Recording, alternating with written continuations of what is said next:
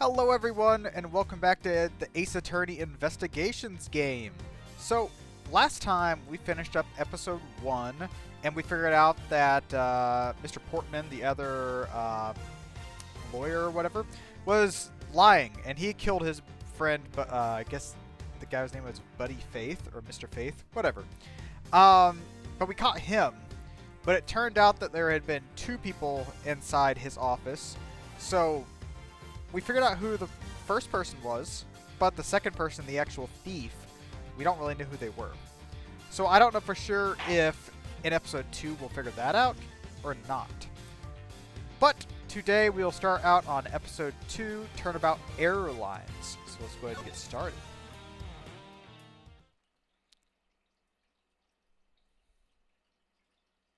Okay. All quiet. Oh! The murder that occurred in my office. Yadagarasu. The return of the great thief. Thinking back, everything began on that fateful day 2 years ago.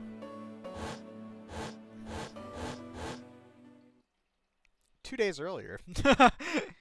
Oh, that's a lot of blood. Oh. And it doesn't look like it's... Oh, it's wine. Okay, it's wine. Okay. Don't scare me like that. Come on.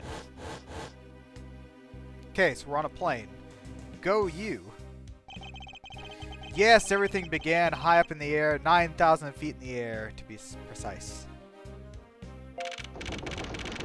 Thank you for flying Go You Airlines. We are currently experiencing some slight turbulence. We are asking all passengers to please return to their seats and fasten their seatbelts. This is an impressive airline. It even has an elevator.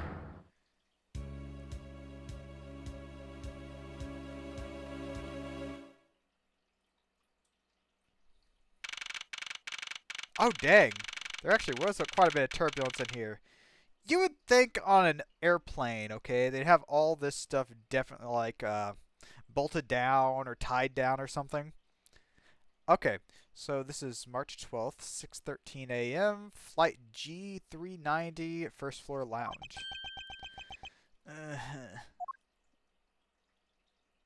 My head. Dang, Edgeworth, you know how to party. Look at this place. Well, I feel like I just woke up from a horrible nightmare.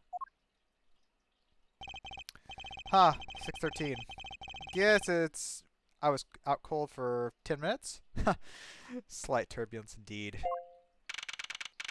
Ladies and gentlemen, we are currently experiencing some slight turbulence. Oh, still? For your safety, we ask that you return to your seats and fasten your seatbelts. I suppose turbulence is to be expected on a flight. Though, admittedly, I'm less than comfortable with anything resembling earthquakes. That's true! Turbulence up in the air would almost be like an earthquake, and he has that little trauma. Oh, what was that? Huh? What's this, a travel wallet? But it's not mine. And now it looks like it has blood on it. How did someone else's travel wallet wind up in my pocket? Ah, my head. Won't let the headache go away. I'll take care of this travel wallet later, or hand it off to an attendant. From the earthquake-like turbulence to an elevator.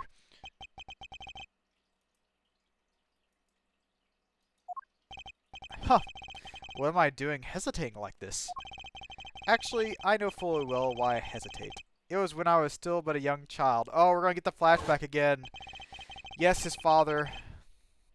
I was caught up in a murder that happened in an elevator. But how long am I going to let my past haunt me? It was just an elevator. I am a grown man now, and I need to behave like one.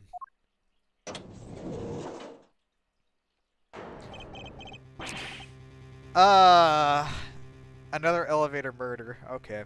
What in the world happened? Is there something wrong, sir? I must ask that you return to your seat. Ah! He's dead. Please calm down.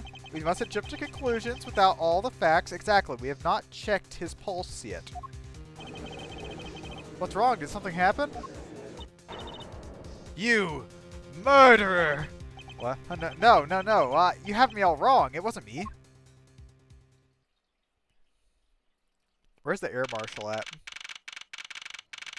Oh my gosh, look at this airplane. This is a really fancy airplane. Look at how much, like, leg room you have. Not only just, like, how nice it looks, but the leg room. Oh my gosh. Okay, so second floor. Everyone, I'm sorry to interrupt, but I have an important announcement.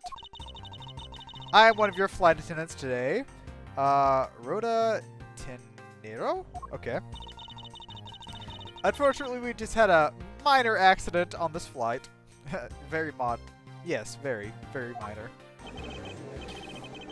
An accident? Don't treat us like I'm stupid. I caught a glimpse. It was a murder. What? A murder? What's going on with this flight? Everyone, please remain calm. There's no reason to panic. This flight will stay on course and make its scheduled landings. We still currently are in the middle of a rough patch of turbulence. So, until we are out of this area of turbulence, I ask that you please remain seated. But someone was killed, right? And I mean, what about the killer? Please, there's no need to feel threatened, okay? We have already apprehended the culprit. No! Okay, give me 1 second, give me 1 second. If you don't see behind me, Edgeworth here. He's all tied up. Look at him. Oh, that poor guy. Okay. I feel sorry for him. Okay. So yes, the culprit has been apprehended. It's fine. Poor Edgeworth. I ask that everyone please remain calm. What the heck is he talking about? Why should we remain calm? My name is Miles Edgeworth. I am a prosecutor, and I assure you I am not a killer. Definitely not a killer. Ha! Being a prosecutor doesn't make you incapable of murder, buddy. Now you listen here. I am not a killer. I simply found the body. So you say. However, I am sure that you are the perpetrator of this crime. I swear on my honor as a professional flight attendant. Okay. Is that right?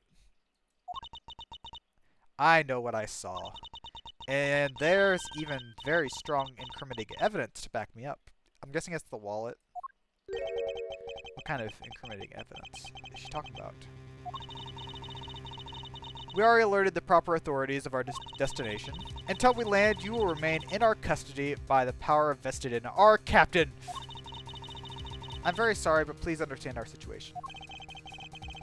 Your situation? I'm more concerned with mine and the direction it's going in. I'm not about to just sit idly while I get accused of murder. Yes? I was wondering if you might give me a chance. A chance to do what? A chance to plead my case. And a chance to ask what you meant by incriminating evidence. To accuse a passenger of such a grave crime without allowing him to give a proper defense. Can the professional flight attendant inside of you really call this action righteous? You have a point. I don't trust her. Look at her face, okay? Very well. I'll listen to what you have to say. But be wary of what you reveal. I'm afraid you'll only look even more suspicious if you explain... Oh, explanation fails to satisfy. I also do not have the time to deal with you all day, so please make it quick. Of course, as you wish. Good, very well then. Let's get started. I know for a fact that I didn't kill that man in the elevator. What I don't know is what sort of evidence she has up her sleeve. But I'm certain it doesn't fit with how the crime actually occurred.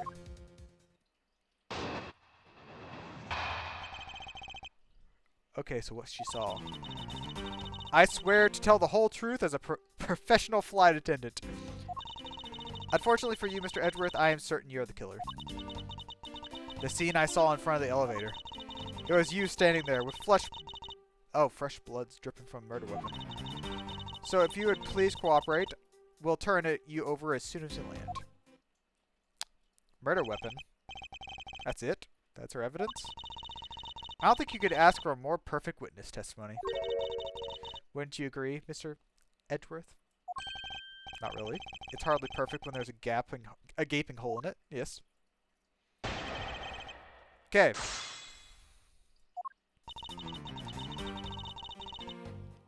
Press. Hold it.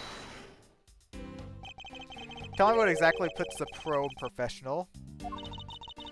Well, it means we are very professional about how we take care of our passengers. Services like fetching papers, responding to calls are done with speed and accuracy.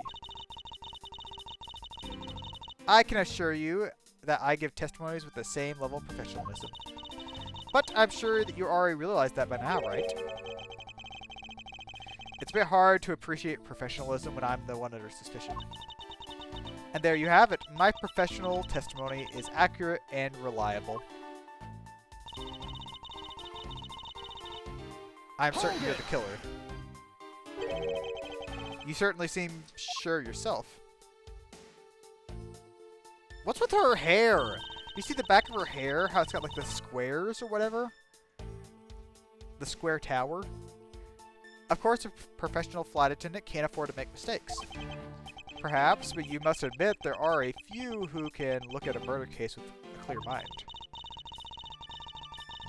We attendants go through extensive training and can always remain calm and collected.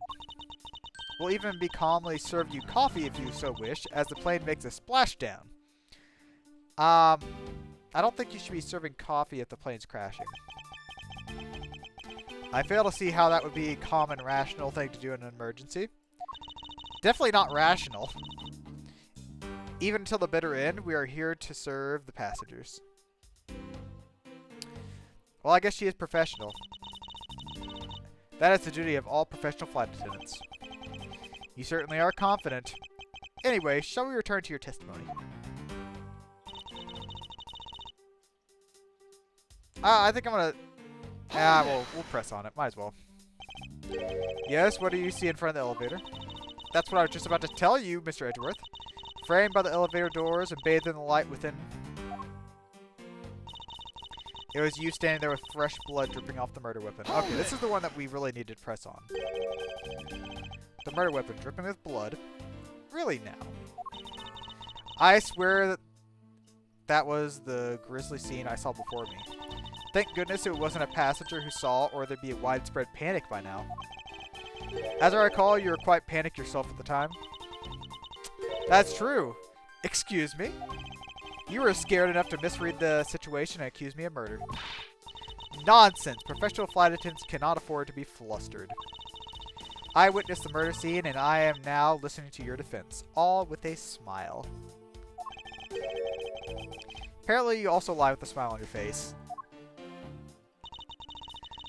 So cooperate. Okay. Hold it. I'm not the culprit, and yet you would keep these restraints on me. Mr. Edgeworth, please try to understand what kind of situation you're in right now. And what exactly is my situation? I have the backing of the captain to keep you bound in this way.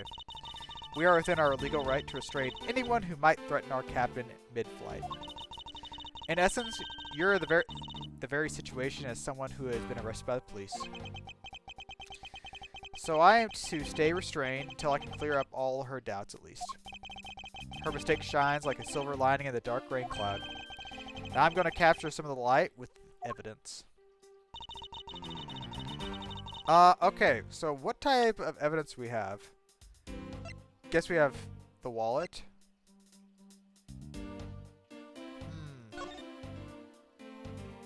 Can we... it doesn't look like we can actually look.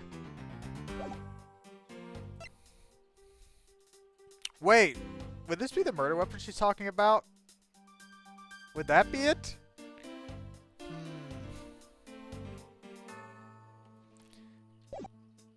Okay, so let's see. That's definitely the murder weapon she's talking about. Okay, okay. So let's present the wallet. Objection! You think I bludgeoned someone with a wallet? Really? What is this yelling all of a sudden? Force of habit, sorry. Well, it doesn't matter. You say that you saw a murder weapon dripping with blood. Is that correct? Yes, all of that blood. Drip, drip, drip. Just recalling that scene sends a chill down my spine. Sorry, but that so-called professional flight attendant training has failed you. Huh? Calm and collected, huh? I'd like to direct your attention to this. Do you know what this is? It's a travel wallet, right? But it looks a little big and bulky. The thing you saw me holding when I discovered the dead body in the elevator was this very travel wallet. What? Impossible! Now then, do you still think I'm the killer? That I killed him with a travel wallet? No, it's definitely not. But I saw blood dripping from the wallet. I know I did. That was wine, sorry. It's clearly stained, but if you would be so kind to take a whiff. Do you think she'd actually take a whiff of a wallet she thinks has blood on it? I think you'd agree it's only grape juice. Then, that's right. You mistook grape juice for blood. The murder weapon dripping with blood does not in fact exist. There, that should clear up the pesky accusations. Wait just a second. That is, I mean, even a wallet could be deadly if it was wrapped around something heavy. I demand that you show me what's inside, please. Ooh, this could not be good for us. This might not be good. She's trembling, and the tack on please at the end sounds like I've got her. There's no need to look inside. Even you can tell from its appearance it's light. No, I can't be sure of anything until I see the contents of the wallet for myself. She's a persistent one. Okay. If you would be so kind to open the wallet and check for its contents. Alright. I usually don't pry into passengers' belongings, but we have no choice but here. Okay, so just right there. Grape juice stains. Okay. Can we open it some way?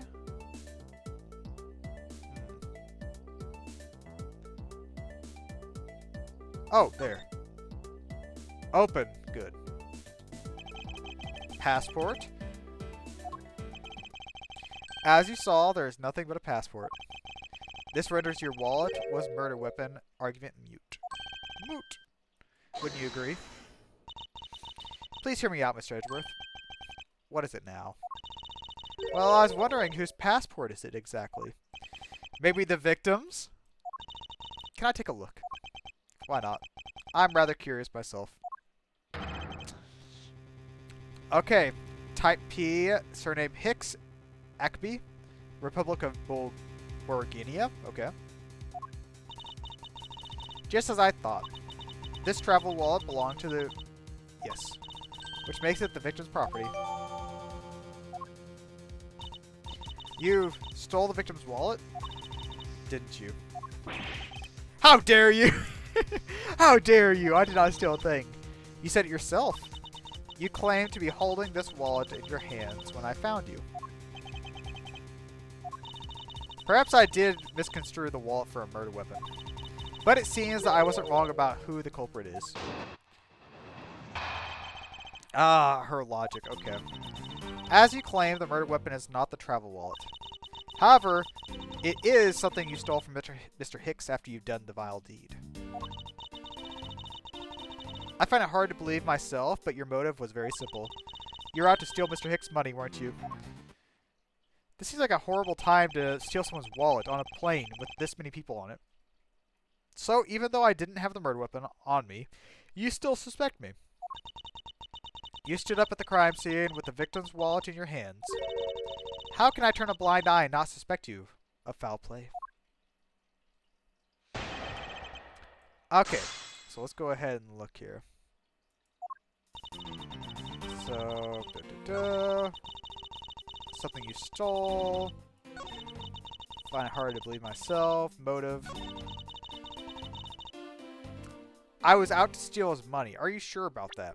Because I'm pretty sure in the crime scene photo, all his money's there on the ground. Yeah, so like I was not out to steal money. So let's go. Objection! I wonder if might get a word in. What is it now?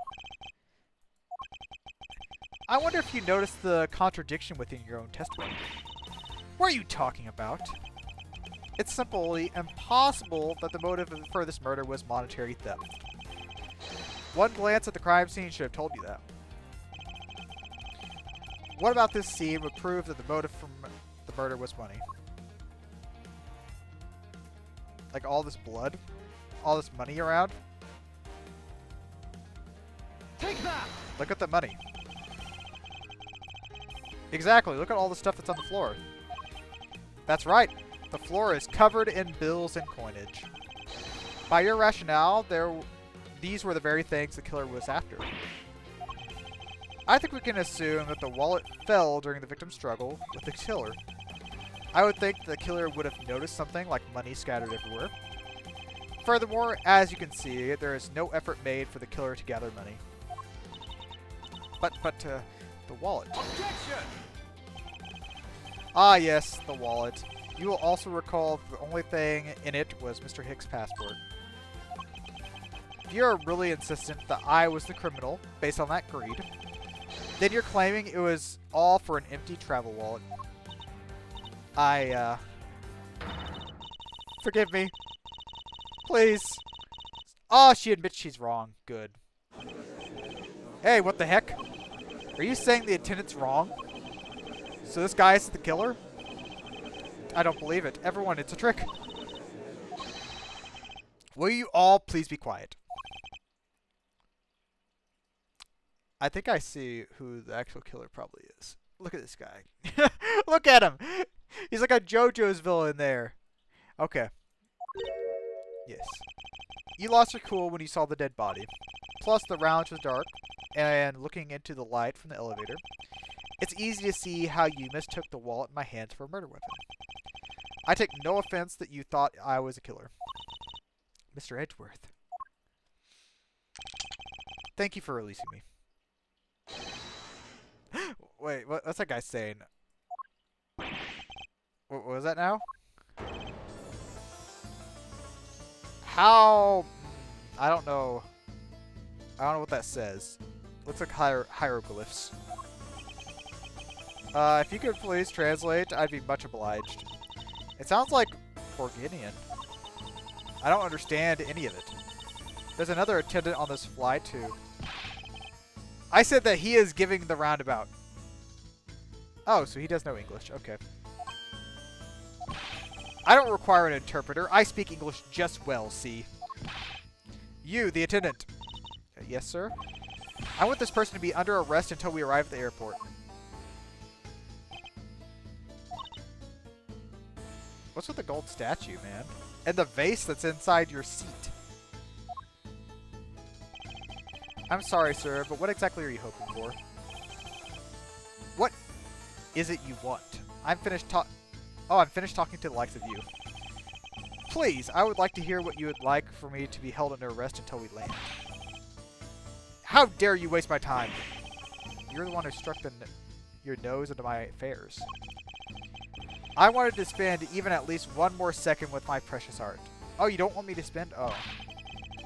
I have no time for things. I know what you are. I see through you.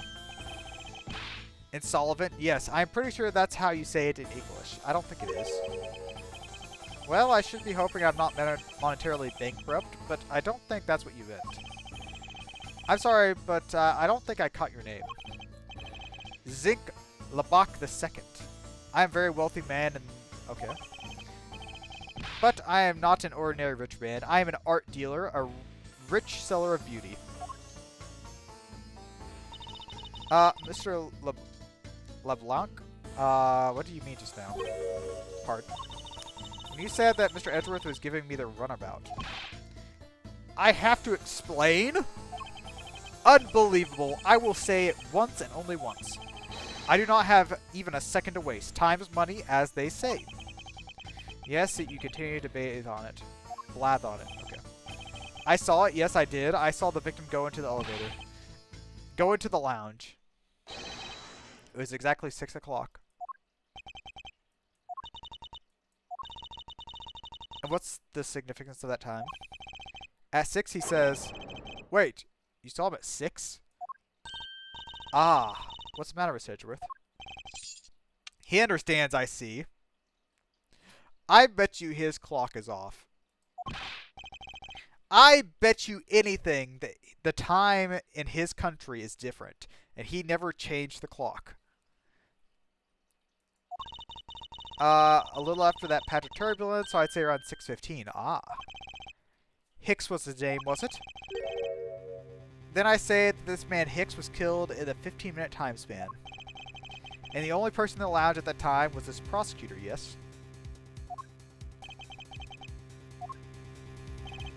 Yeah! I was in my seat the whole time. Me too. I was watching this movie and enjoying a fine glass of grape juice. I was still eating. Still haven't finished, see. The other passengers have an alibi, so you have no problem with them, I suppose. No complaint, I see. Not a single word against this right. I have no way of discounting what you have put forth at this point, but it wasn't me. Oh, so you say. But do you have what you say, the evidence? Mr. Edgeworth, are you really the culprit after all? No, I suppose you were quite certain in what you saw, enough to give a testimony. Of course, I was looking at the man the whole time. He is playing with that annoying little small machine the whole time. A phone? Maybe? That's what you call it in English, yes? It was making me crazy with the click, click, click. From that description, it sounds like some sort of small computer. I believe what he's talking about is a cell phone. I knew it, yep. I have to say that I did see him playing on it quite a bit myself. A simple cell phone, a laptop, or organizer, I can see. But it's kind of low budget. I hate that noisy little machine in his hands. Not a fragment of beauty, all it produces is ugly sounds. Anyways, I know what I saw. Yes? I was wondering if I might be granted permission to examine the crime scene. What? You want to examine the crime scene? If you'd grant me a little measure of time, I'm sure I can produce the real culprit. I don't like the sound of that. Fox in the duck pen? Yes, I think that's how you say it in English. It's Fox guarding the hen house, and I believe my innocence will be proven earlier. And if I'm given the chance, I can clear up all the remaining doubts. If you wait until we arrive, there is a good chance that some evidence will have been destroyed by then. I understand. Let me see what the captain has to say. Ha! This should not be approved. Please, in an emergency, all decisions are made by the captain alone. Now, please wait here while I go ask the captain what to do. I'll be right back. You're not planning to erase evidence when you are doing your investigation, yes? Of course not. Huh. We'll see. Mr. Edgeworth, you have the captain's permission to investigate the crime scene. What? Unbelievable! I'm in your debt. However, there is one condition. I am to supervise you. Can you agree to that?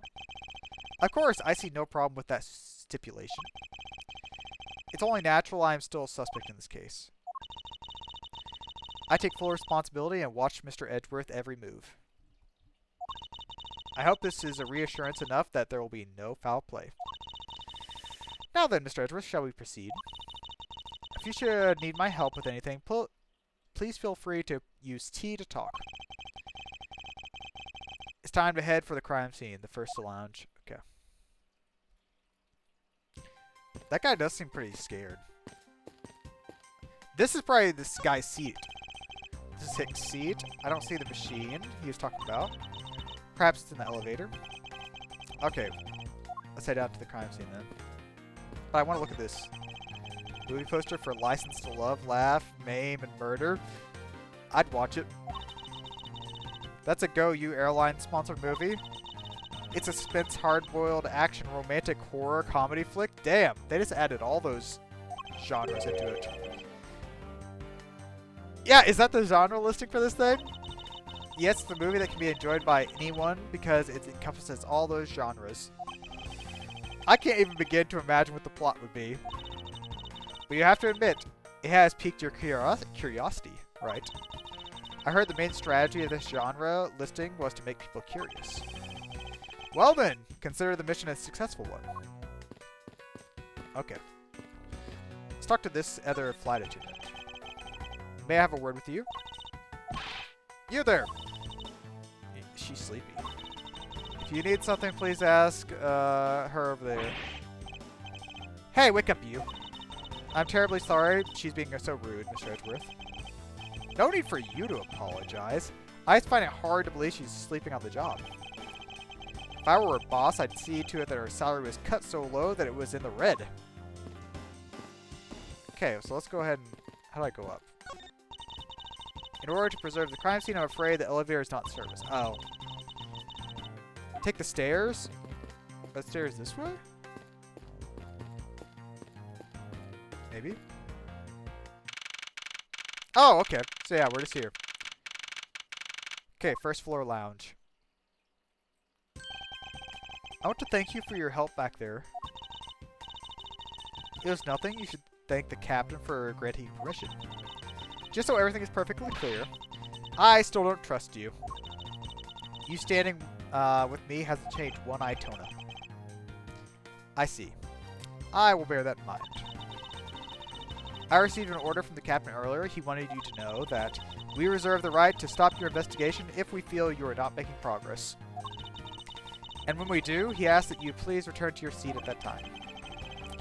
So my time runs out at his and his crew's discretion. I have to find a way to be discreet. Mr. LeBlanc's testimony before time's up. I understand. By the way, is there any place you can think of where the killer might hide on board? I don't think so. After all, every first-class passenger was accounted for at his or her seat. What about the other flight attendant? We made a thorough search of the plane. As for business and economy class, no one can move between those two classes in first class without a staff keycard. We also found no record of a keycard being used at all. Which means that I have a first-class killer on my hands. At least I know that much for sure. And one other thing. No one else was allowed to near the crime scene since the murder occurred. Okay, let's look at that body. I already see some things we need to look at. Now then, let's get started. But where should we start? Let's start with his statements. Crime occurred between 6 and 6:15 a.m. During that interval, the only person in the lounge is myself, which would make me the prime suspect. However, since I did not kill Hicks, it means that the killer was around somewhere. If we are to believe what you said is true, then yes. The first order of business will be to gather information to win your trust. What floor does the elevator service? Only first and second, although it can also go down to the cargo hold. Did they check the cargo hold? However, that requires a flight crew keycard. Okay, so only first and second floor. I won't rest until I've inspected every suspicious looking cranny. So first, that lanyard there. It looks like something was on it. Something's missing from this picture. Now if I could just put my finger on it. What about this card? Money is strewn all over the floor of the elevator. I would guess it was all from his wallet. This statue. Sinister looking figure on the floor. A piggy bank of our company mascot, Captain Ugo. Okay.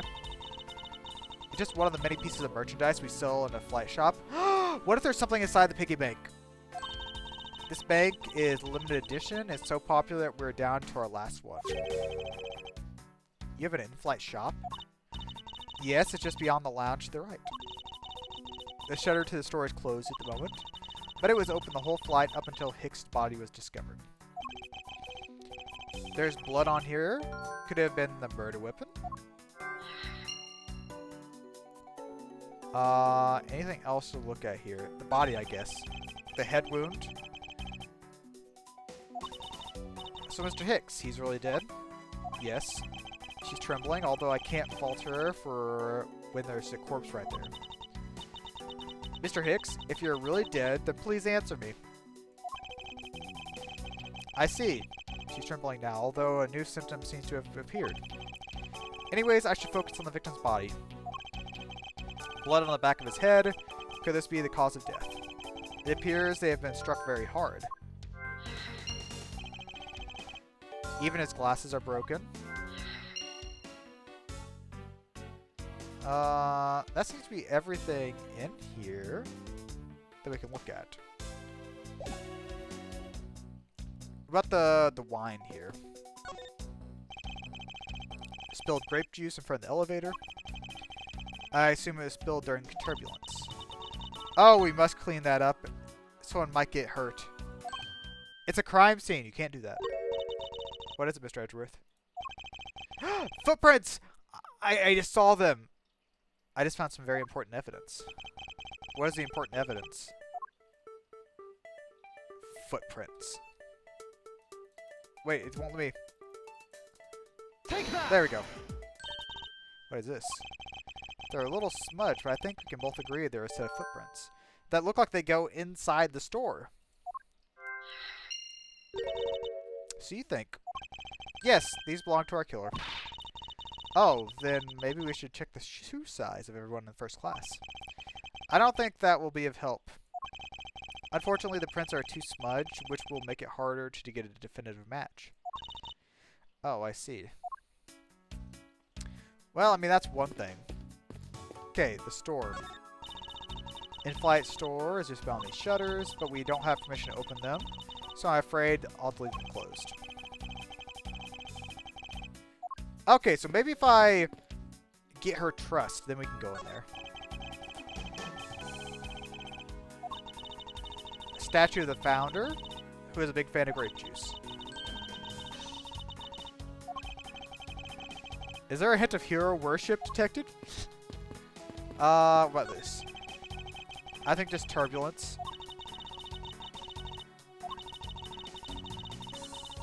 Thought it was an earthquake for a second. Oh, she's just like Edgeworth. I frantically started searching for gas valves to shut off. What the heck? Gas valves? Okay, cool. What about this wine here? I think all this is turbulence. I think all this is caused by turbulence. So, let's go ahead and see if we can connect anything. So, blunt force trauma and the murder weapon here.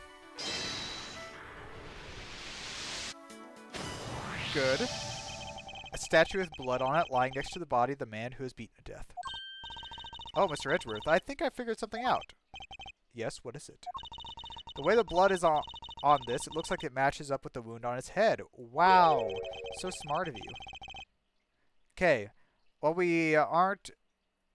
Well, aren't we deserving of Master of the Oblivious title? Well, what do you think, Mr. Edgeworth? Don't you think that's worth investigating? It would appear this figure is our murder weapon.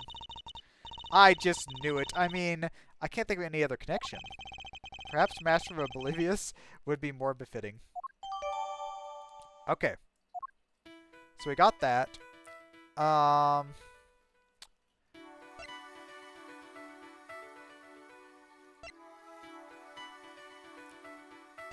Can I connect these two, maybe? The murder has to be on these two floors, maybe? Okay, good. There wasn't anyone else in the lounge other than myself right before the turbulence. But if the killer was in the elevator along with the victim, that'd be a different story. Okay, let's go back in here and, well... Okay, we can't look at that. Let's look at him again.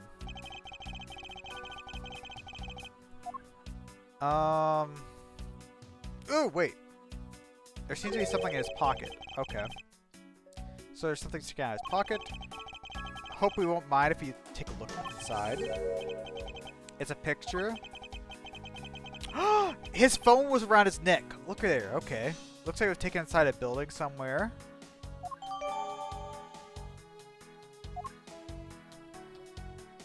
Okay, so that's one other thing. So, now that we have that picture there, we know that on his lanyard was the phone. So let's deduce that. And is it connected to any evidence? The phone. Eureka! Mr. Hicks' machine is nowhere to be found. His machine, you say? His cell phone. Ah, so I guess because it's not here? Yes, I think we can safely deduce that the killer took it. If only I knew his number. If I knew his number, I could call it. Okay. Okay, so there's that. So. Let's look at our questions again.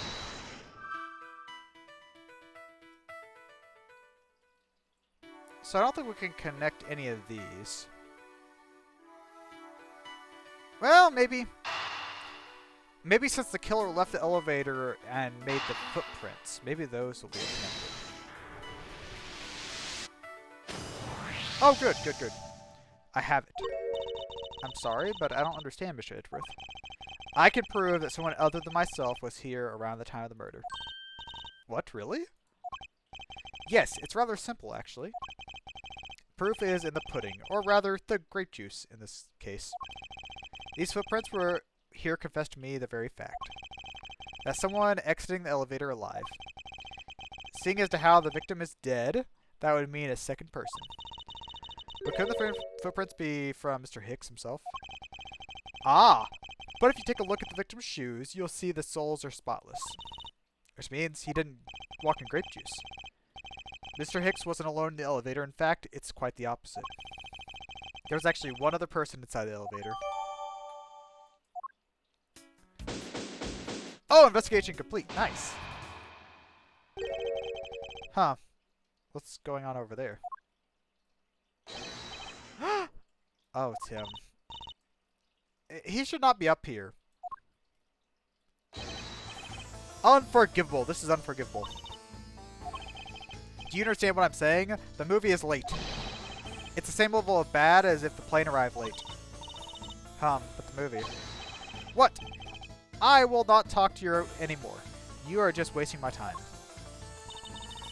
What's the matter? If there is no emergency, please return to your seat, sir. Do not tell me what to do. I need not sit down. Well, Mr. Prosecutor, did you prove you are innocent yet? If you would like, I will prove my innocence to you right now. What nonsense! Are you saying my eyewitness testimony is mistaken? No mistaken, merely that there is room for doubt. I'd be most honored if you could please tell me what you saw in detail once more. Fine, suit yourself.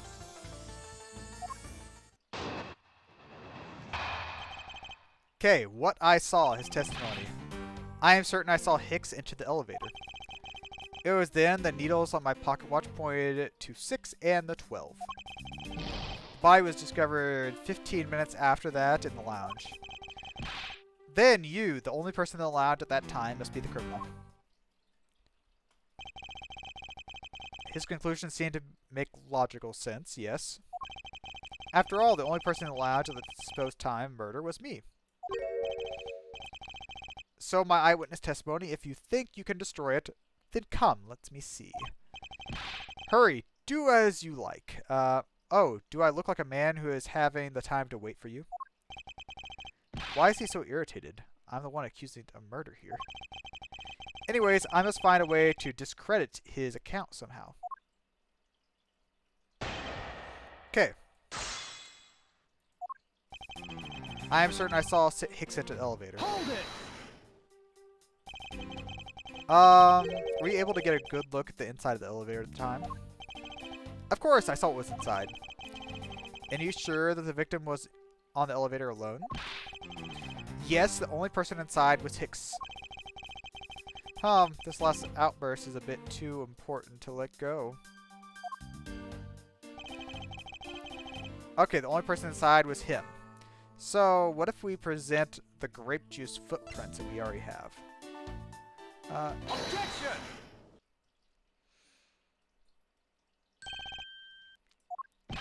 What is it? There's a very glaring contradiction in your testimony. What do you mean? Please take a look at the area in front of the elevator. There was spilled grape juice. Yes, and will you admit you also spilled it with your blood? Oh, with the blood. Okay. No, it spilled itself during the turbulence. But the interesting thing here is a set of grape juice footprints. Footprints. Yes, the ones that lead from within the elevator out into the lounge itself. It's evidence that proves that someone other than Mr. Hicks exited the elevator alive. There must have been another person in the elevator with Hicks. Now then, I'm done playing games. Why don't you tell me the truth? In English, please, not hieroglyphs. Can you please translate for us? No way, that's totally impossible. I guess it is what he said. No way, that's totally impossible. Look at her eyes. She's got lifeless eyes. Plus, she needs to button up her shirt. If you want to know what I think, Mr. Edgeworth, I don't think Mr. LeBlanc is lying to us. I suppose she's right. He doesn't seem to be lying. But then what does that mean? What about this contradiction? Please, just once more, will you recall the details of what you witnessed to me?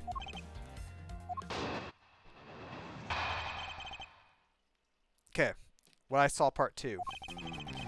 I am very upset when Mr. Hicks passed by my seat. I was always checking the time over and over and over again. I happened to follow that man with my eyes as he passed. And I saw clearly into the elevator he was entering. But I swear there was no one else inside, no one. Mr. LeBlanc, if you would please calm down. What? Dare you to have any issue with my eyewitness testimony? No, not at all. Please, forget I said anything. Yet again, he doesn't appear to be lying. But I can't let his testimony stand as the truth. Okay. Very upset when he passed. I always check the time over and over and over again. Okay. Hold it! I want to know if his time is right on his clock. Why were you so attentive on the time? Because something unforgivable was happening. Come to think of it, you were yelling about something unforgivable earlier. I was giving a complaint to the attendant about the movie starting time. Return back to my time and money to understand the point. Oh, he's talking about the in-flight one that's mentioned in the magazine? Ooh, ooh! It ends! Okay, if the pink bit right there is meals, movie... Okay, so if we look at this here, it shows that the movie is from 6 to 8. That's what it looks like. They were supposed to show License to Love, Laugh, Maim, and Murder. I cannot see the movie in my country. You can only see it in international flights. I look forward greatly to that movie. I checked my pocket watch whenever possible so I would not miss it. I even set my watch to the destination time when I came aboard. That is definitely it. This plane probably does not go by destination. Well, it might go by destination time. I don't know, actually. So my watch is not wrong. I matched the schedule. But the movie was still late. Very, very late. Hold it! Your pocket watch. I'd like to ask you a little bit more about it.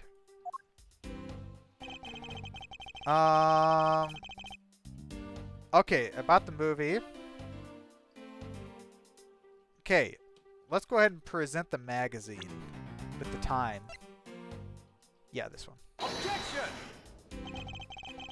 Can you please take a look at this piece of... In American dollars, I'd say it's worth around $9.99. What are you talking about? What are you talking about? Were you not intending to sell it to me? It's not for sale. Okay, no, maybe that wasn't worth it to do.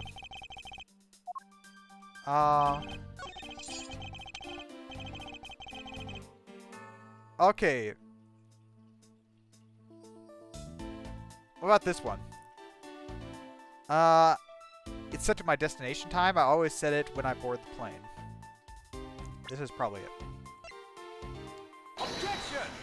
Okay, music stopped. Good. You said just now in your testimony. I even set my watch to destination time when I came aboard. Now, if your watch had been set to our destination's time zone, it would mean that your watch is displaying the time of our destination. Yes, and the correct time is worth its 6 cents. I would like to take a look at this. Does it say on here exactly? Oh! All times shown correspond to our departure time zone. Not our destinations. Okay. Clocks on this flight run in accordance with the time of our departure time zones. Of course, the movie is scheduled also creates with that in mind. For confirmation's sake, what time zone is the flight aligned to right now? Well, we made a short stop at the transfer point. That's right. It was in the small Asian country, the Republic of Zingfa. But we didn't readjust our onboard clocks at that time. So right now, we are still running on Borgorian time. What? The time difference between there and our destination is 9 hours. In that case, it's only natural that your watch would be out of sync with the schedule.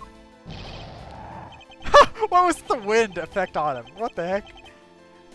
Further, with your analog watch set to our destination's time, it would appear to be running 3 hours fast. Oh, so the movie's not late. He's just really early. It also changes everything of your testimony. And you can bet 1 million cents on that. In light of this information, it means you saw Mr. Hicks 3 hours prior at 3 a.m. Blow away, sir. My 1 million cents. This should clear up all the remaining accusations.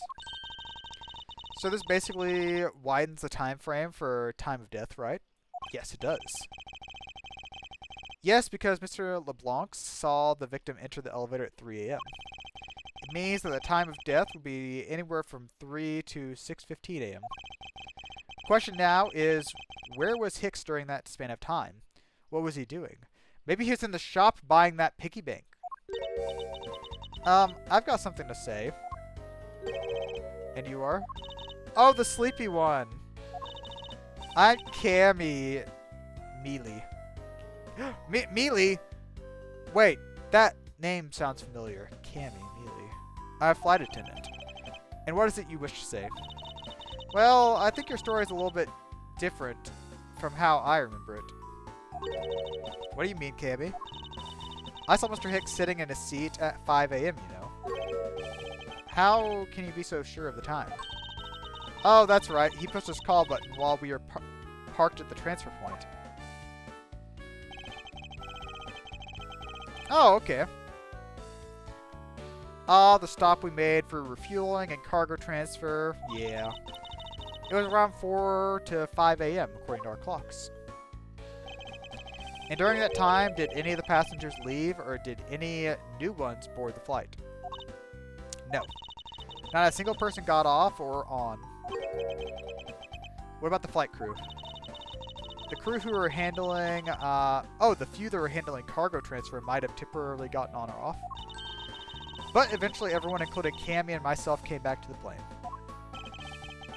So basically I can assume that no one left or got on since our initial takeoff. Interesting. I should keep that in mind. Yeah, and I answered his call. I can tell you, Mr. Hicks was there in his seat when we took off at 5 a.m. Alright, then that puts the time of murder between 5 and 6:15 a.m. What time did you come down to the lounge, Mr. Edgeworth? I remember coming down here almost as soon as we left the Republic. You were here the whole time from 5, yes? Then you're the only one that could be the killer. Oh gosh. Not again. Mr. Edgeworth, were you really here in this lounge the entire time from 5 a.m. onward? Unfortunately, yes. He was drinking. But then, how do we explain the footprints? Isn't it obvious? This man waited for Mr. Hicks here in this lounge, waited to kill him. Then he put the corpse into the elevator. That is when the turbulence happened. My eyewitness testimony may have been mistaken, but what time I saw Mr. Hicks enter the elevator on the second floor does not matter, because the entire incident concludes here in this lounge. Everything happened in this lounge, huh? Is that what you really believe? Do you have any idea? Do you have another idea? I simply feel there is something out of place in the scenario you presented. Is there something I can tie to this crime?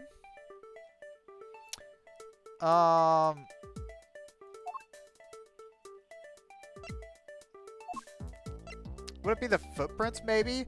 Because, I mean, the footprints look like they go into the other place. So, yeah, let's...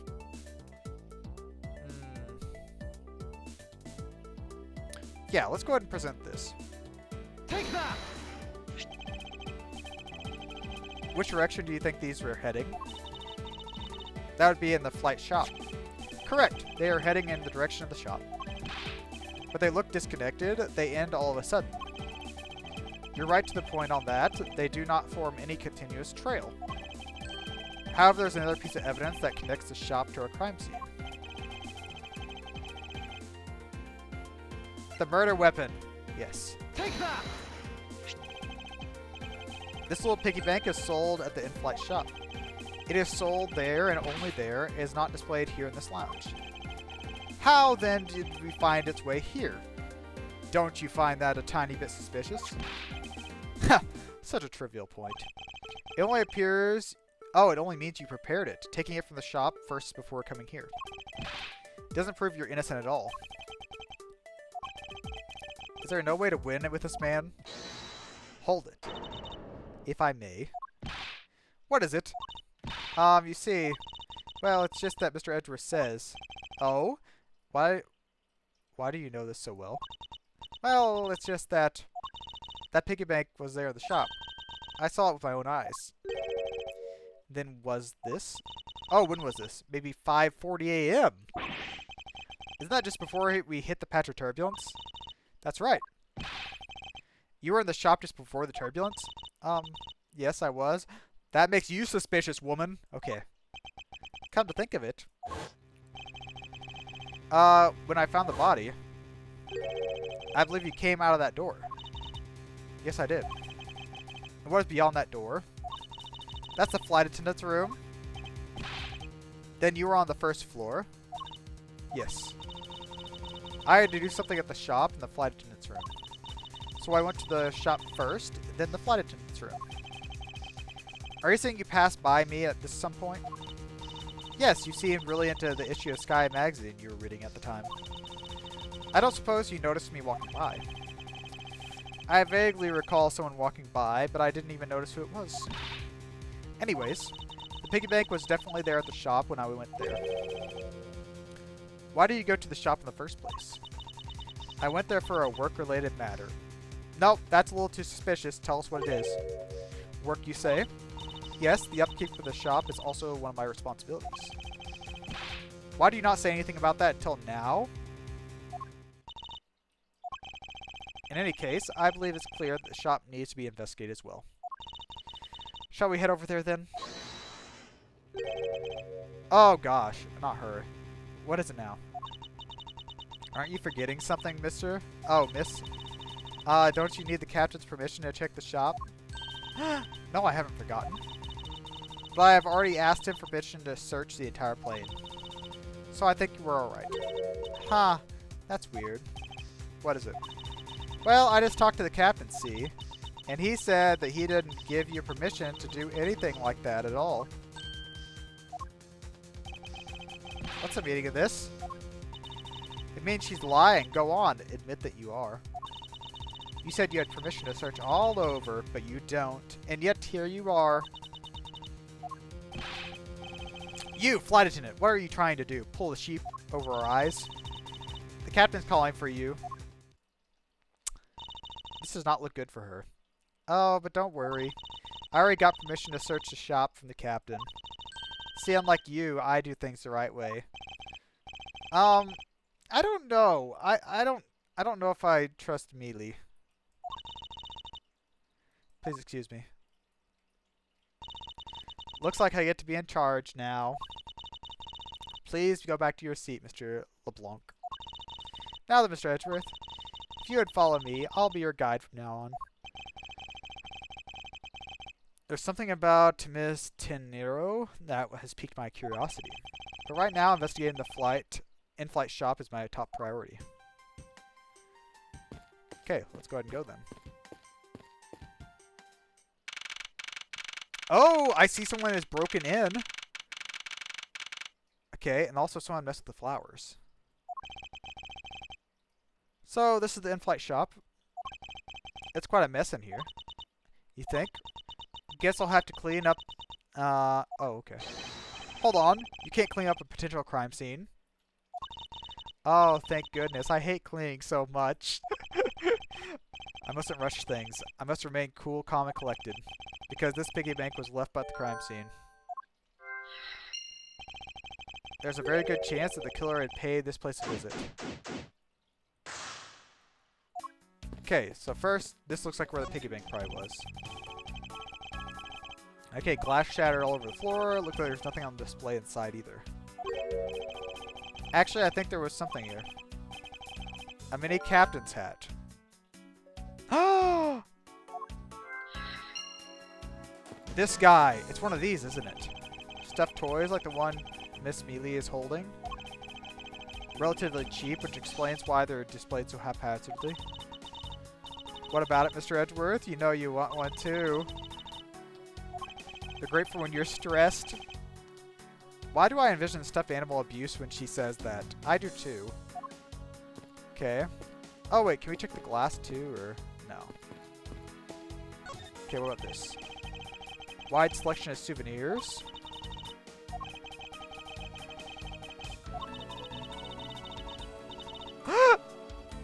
How about you buy something for me then as a present?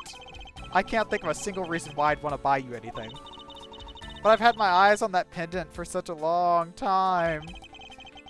Try paying some attention to me when I ask you something and then we'll talk. Wow. Okay, what about these? Oh wait, I can talk to her. I don't know much about the shop, but you can still ask me whatever. Notice anything?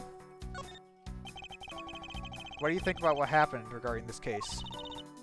I don't know. I guess I think you're the killer, though, Mr. Edgeworth. I can assure you that I am here in this shop to prove just the opposite. Yeah, but it was me that got permission to look around. You know. So don't forget that, okay? She's so sleepy. How am I supposed to thank you properly if you insist on falling asleep? Well, you know what really shows your thanks? You see that item for sale over there? Sorry, but you're gonna have to make do with my words of appreciation. Okay. So. Flowers.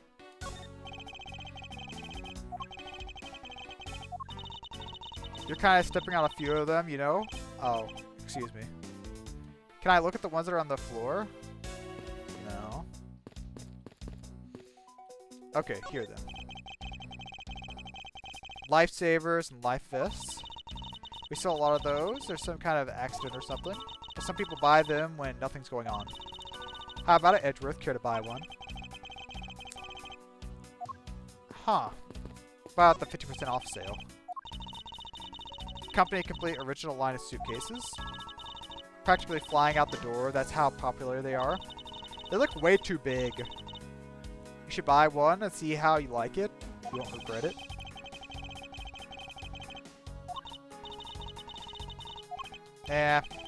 Doesn't seem important. Oh, anyway, see that? Just look at all the Captain Ugo heads painted on there. Oh. Doesn't it look like he's about to jump out at you? Huh? Oh, I guess there's no fooling your refined tastes. You look like you really wanted to get one. And I thought I was going to finally make my first sale, but you saw right through it. Glad that's done, though. Never make me try to give you a sales pitch again, okay? But I never showed any interest to begin with. Come on. It really is pretty horrible, isn't it? You want to know something? This suitcase was designed by... Miss Rhoda. She designed this? Yeah, it was a company-wide contest. It does have a very sharp design sense. Sharp, like sticky, sharp cheddar. I really have no idea why the bigwigs decided to go with it. It's too bleh. Oh!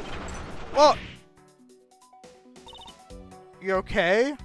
Did it start rolling because the plane moved? I'm fine. Please watch yourself. Letting a suitcase freely roll around has got to be a safety violation. Oh, we got something. Okay. Here, I'll put it back. Okay. Maybe you should lock those wheels. Is there anything else around here? Oh, wait. What's this? Luxury name brand merchandise. Line up in just a manner as to scream by me.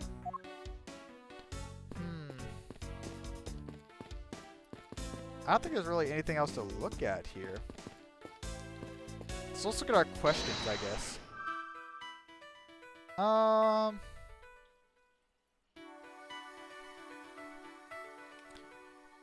Okay, so we have the tiny hat, and we have the hat go on this. Perhaps, if it's a captain, it might have a hat.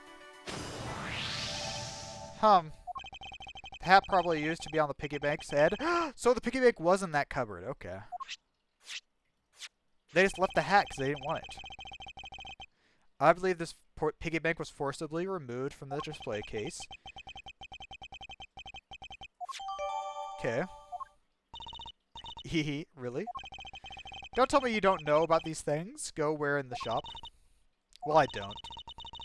Miss Rhoda is in charge of this place. So, come on. How should I know anything? Okay, I sense that further inspection of this display case is needed. Okay. So you think it's further look is needed. Okay, so if I deduce right here...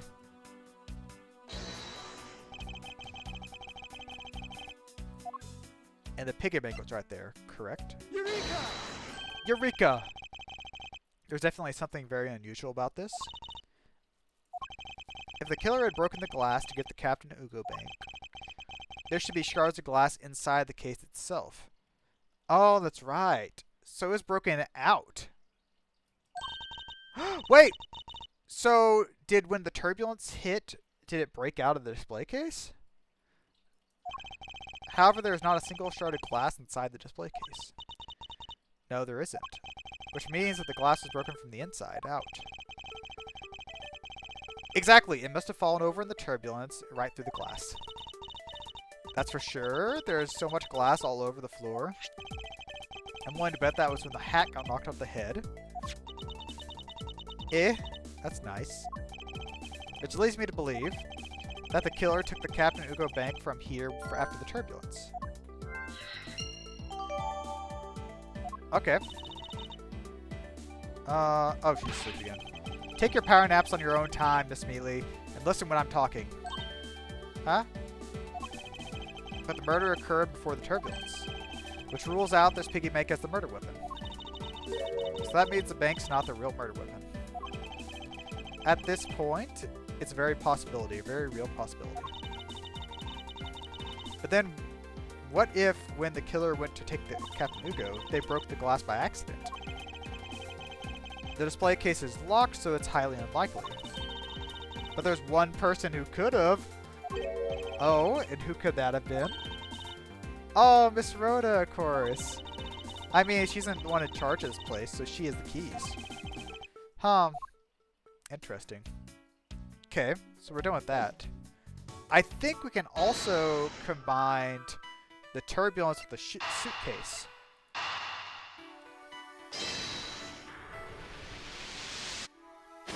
There we go. There's definitely something wrong here. What's the sudden yelling? Tell me, Miss Mealy, don't you think there's something strange about these suitcases? Well, they do ooze strange, like the color of such. That's not what I'm talking about. Now pay attention. Huh? You're scaring me, Mr. Edgeworth. Sorry. Ahem. These suitcases are lined up a bit too prim and proper. They look a bit uptight, don't they? But I guess they take after their creator. Again, that's not what I meant. Don't you find it unusual that these cases are the only things undisturbed by the turbulence? Never mind. I'd sooner find an answer by inspecting these suitcases myself. Heh. I wonder how she would react if she had heard what you just said. What's wrong? She makes a good point. It'd be wise of me to watch out what I say out loud. I spotted something that's not quite right. What is so unusual about the suitcase? Wait, the wheel! The wheel's a different color. Okay, so present. Take that! There's something very peculiar about these wheels. As in, there's no stopper and these... There's no stopper. Okay. It's also a different color, but okay. Without stoppers, one would think that the turbulence would have sent this flying.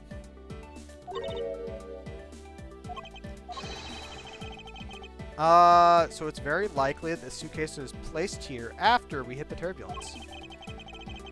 So you're saying that she moved it back. Okay. Show me that wheel. The wheel is completely covered in something. Grape juice? It appears the substance's question is grape juice. Okay, so what else? Is there something inside? It appears to be unlocked. Let's take a look. Oh no, a piece of cloth. It's been soaked with blood. It's blood. It appears that this suitcase is very strongly tied to our murder after all. Investigation complete. So explain this to me, okay? What does the suitcase have to do with the murder? I believe it's pretty safe to say the killer used this suitcase in some manner. Such as to move something, perhaps. Move a body, maybe? Maybe the body died. The guy died in here, didn't he? So, I'm just saying here, the bank probably flew out of there, hit him in the back of the head, then Miss Rhoda put the body, or I guess someone put the body inside the suitcase, rolled it to the elevator, and then emptied it out. That alone is too small. A large item would be needed to move that, what I'm thinking.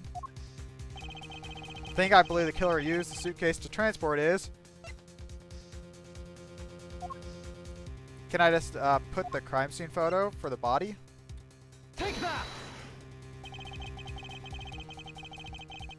Something that would fit inside a suitcase that also is covered in blood. Sounds like a dead body, doesn't it? Okay. But, in light of this, I'd like to say that Mr. Hicks was moved into the elevator from someplace else. Which means that the murder was committed in an entirely different location. So you're saying that after moving the body into the elevator, the killer brought the suitcase in here and just left it? Exactly. What is it? Oh, nothing. Just that I was thinking about what Miss Rhoda said about coming here for something. Excuse me, Mr. Edgeworth? Oh no. She's come to kill us too. I wanted to give you a bit more time, but I'm afraid I wasn't able to convince the captain. I'm very sorry, but the captain feels that he has allowed you ample time. He says that he'd appreciate it if you could wrap it up here and return to your seat. I understand his sentiments, however, if I'm not allowed to complete my investigation, the crime scene may become contaminated by the time we land. If I must stop, then I insist you allow me to oversee the preservation of the two sites. Under your supervision, of course. If that's your condition, then I believe we can accommodate your wishes. I'm here to assist you in any way that I can. Sounds like fun. We can camp out and watch over everything together. I found proof that the real crime scene was not in the lounge, and I have enough evidence to prove it myself to be innocent of any wrongdoing. But not her. And yet, regarding what Miss Melee remind me about, I can't allow my investigation to end here. The truth must come to light. To be continued. Okay, that was pretty long. Jeez. Save progress. Yes. Okay, so now that we have figured out that, it seems that next time we get in here, we are possibly going to be... Oh, it says airport arrival. So yeah, so we're going to be at the airport, and we're probably going to have Mr. Gumshoe's going to probably go there, and maybe someone else, I don't know. But then we're also going to be looking over the crime scene a little bit more in detail, and also still putting together the pieces, because we know that the murder probably happened, or maybe an accident, happened inside the shop. But we don't know anything else other than that. So anyways, thank you all for watching. I hope you enjoyed, and I will see you guys next time. So, bye-bye.